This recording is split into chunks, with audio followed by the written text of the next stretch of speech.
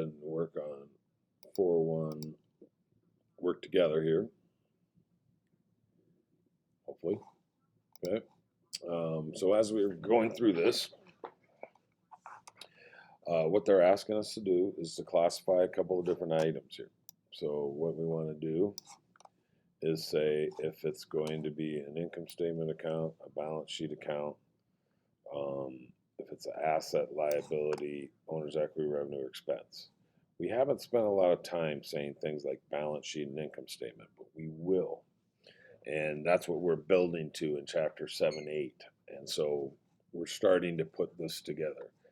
Assets equals liabilities, owner's equities. Those are going to be balance sheet accounts. Those are the 100 accounts, the 200 accounts, and 300 accounts. Income statement is sales, revenue, and expenses. 400 accounts here with the revenue, sales, 500 account with the expenses. So accounts payable is a liability. Accounts receivable is an asset. Accounts payable is a liability. Accounts receivable is an asset. Miscellaneous expense is an expense. Prepaid insurance is an asset. Drawing is owner's equity. Cash is an asset. It's a good exercise to see if you understand what is an expense, what is an asset, what is owner's equity, capital and drawing are owner's equity. What is revenue? Revenue is sales. Assets are accounts receivable, insurance, cash, and supplies. Liabilities are accounts payables. So you go through that. Hopefully not too bad. So that's step one. Step two, then, you go ahead and now that each account's been classified, assign account numbers to each of these. All right, so this isn't as, it's not in order like we did. You must assign account numbers so that accounts receivable, accounts payable, expense accounts are in alphabetical order. Okay. So what we always do, well, it doesn't tell us we can do 100s here, but this would be 100s. Cash is always 110. Remember what we said. We're going to go cash first. And if it didn't remember from our notes, accounts receivables are listed second. We usually would have petty cash, maybe, or something like that when you get into advanced accounting, but accounts receivable is second. We will do North ahead of Valres, so we'll do North is 120. Valres is 130, again going up by 10. After that, we will do supplies as an order, 140, and then prepaid insurance is 150. Okay, this is new, so this is okay for you not to go, why am I doing cash first? Cash is the first one listed. Accounts receivables are usually second in alphabetical order. Then we go down to supplies and prepaid insurance.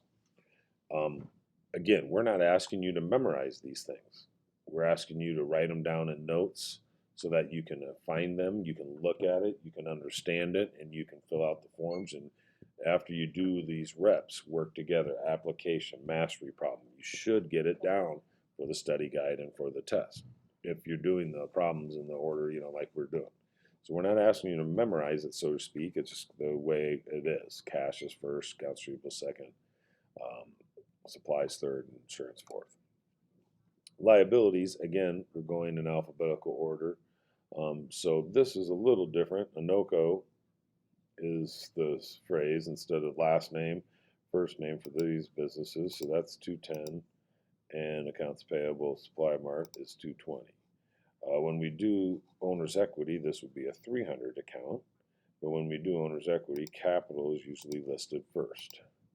And then drawing is second. If you want to think alphabetical order, you can. Capital is almost always 310. I've never seen it not. Sales is the only revenue. This is the 400 account, so it'd be 410.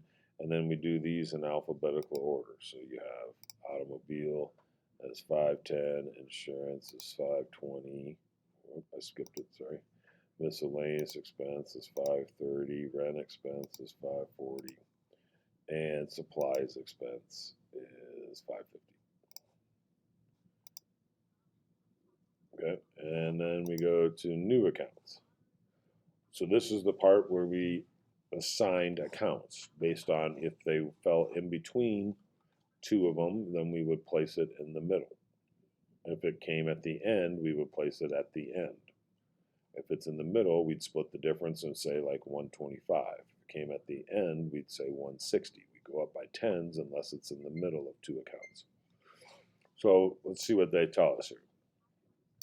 Seville has been classifying postage expense, miscellaneous expense. We found that it paid much more postage and become a major expense. Decided to make it a separate account.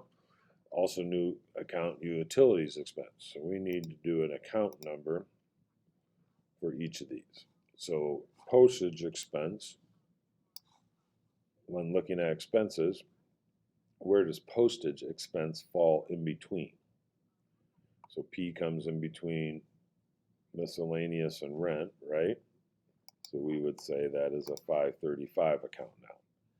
Okay, we would go AIMP. Okay. Account number for utilities expense. Well, utilities comes after supplies. So it goes up by 10. So we would count it the 560 account. And then if we opened up cash, what did we put here for one? I was going to try typing it in there. It didn't let me. That is the account title. How do you open an account? And what is listed in 2 is the account number. And we gave cash a 110 account number. So that's what we got going there. Okay? And all is well. That is our work together.